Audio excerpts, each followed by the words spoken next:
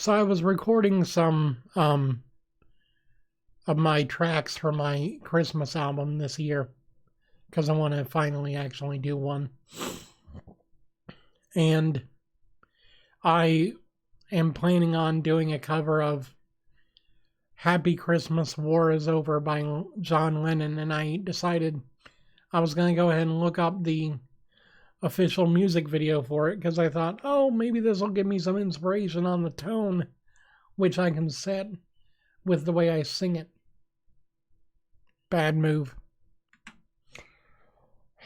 The music video, it's got the same happy music. John and the Plastic Ono Band and the choir singing the song that sounds so hopeful and so bright. And then in images in front of you, you've got scenes of war, scenes of devastation, people having to lay down their dead relatives, dead loved ones in lines from the devastation of war. You see children, injured children. I believe it was during the time of the Vietnam War, or maybe one of the wars after it. But it was just constant imagery of hatred and violence and pain, and the way that the war is.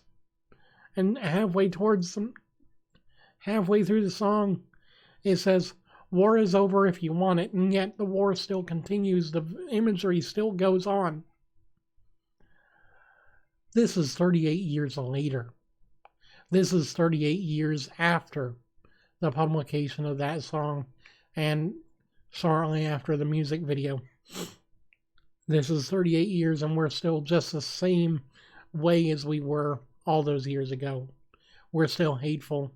We still segregate ourselves from others. We don't do it legally anymore. No, we don't do it legally, but we do segregate ourselves socially in ways that might not be harmful in the legal sense, but it is harmful in the social sense. We treat others as garbage because we think that they're coming in to take our jobs, or they're coming in and taking advantage of what we've got, or they're just socially, morally, fiscally, whatever, inferior to us, and that's wrong. Oh yeah, sure. And this pains me to say it, but white people are still at the top. Of course they are, because why not? And yeah, now it's not so much the African Americans, it's other groups, it's other ethnic groups.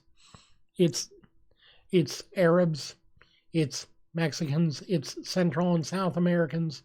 It's people that are trying to come over here to get a better life. It's not so much the people that are already here anymore, although police violence could say that we're still very much a segregated country as far as black versus white. But have we really changed? Is anything really any better than it used to be? I think not. I think John and many other visionaries of his time, and so many more, Martin Luther King, JFK, Rosa Parks, they would bleed. They would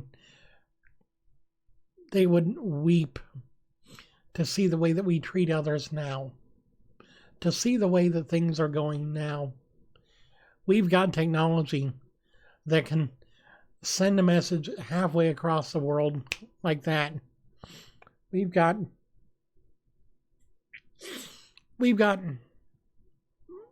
put men on the moon. We've traveled the stars. We've mapped our own galaxy. And we're going even further beyond. But we still can't treat people with common decency and love. We can create artificial intelligence using vastly powerful supercomputers. But we can't teach our children to not hate each other and not hit each other and not hurt each other. We can number the stars. We can explore the vast universe through telescopes that are so much more powerful than even the human eye.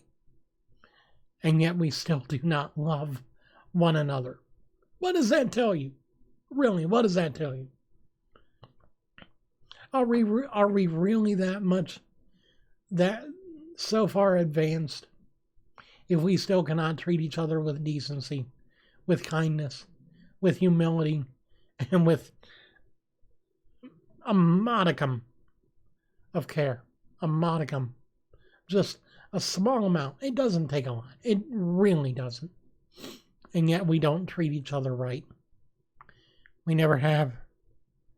And we're getting closer to the point where we never will. We're getting closer and closer to the point where people will say, why should I care? Why should I care about anyone but myself? We already see it so often. I don't want it to happen again. I don't want this to be the beginning of another genocide of people. Another all-out war against whoever. Because I see parallels to the way things were in the 40s and the 30s, leading up to the Great War. I've studied all those intricate, all of the things that led up to the war, all the things that led up to Germany rising as an Axis power, to Japan rising as an imperial war force, Europe dividing itself. I've seen all of those factors today in different places, in different ways, but still the same basic signs. We're getting to the point to where the next war to end all wars is coming. And yet we can stop it if we want to, but we're not going to. So be warned. Enjoy your Thanksgiving. Have your happy Christmas, but don't forget those that are hurting, that are lost, that are scared, especially the children. Don't forget the children, because so many do. So many forget the young ones that don't even have a choice, that never chose to hurt other people, and yet they become hurt by being in the crossfire, by being in the same area as those that someone is fighting somewhere. It's becoming a crisis. I don't mean to frame this like we are responsible for the wars, but we are responsible for our own actions towards other people and our own attitudes towards other people. And we can change those at least. We can change the way that we treat others. We can change the way that we treat each other. The way that we treat everyone, including ourselves, because there is a huge number of people that commit suicide or harm themselves every year that could be helped and aren't. I just want the world to feel okay again. I want the world to be able to... I want us as the human race to come together and treat each other the way we should again, rather than the way that we are. That's all. I don't care about anything else. I don't care about fame, fortune, or anything else. I care about one thing. The golden rule. The only rule that we should all be following. Everything else is secondary. Love your neighbor as yourself. Jesus said that. Many other people have reiterated the point.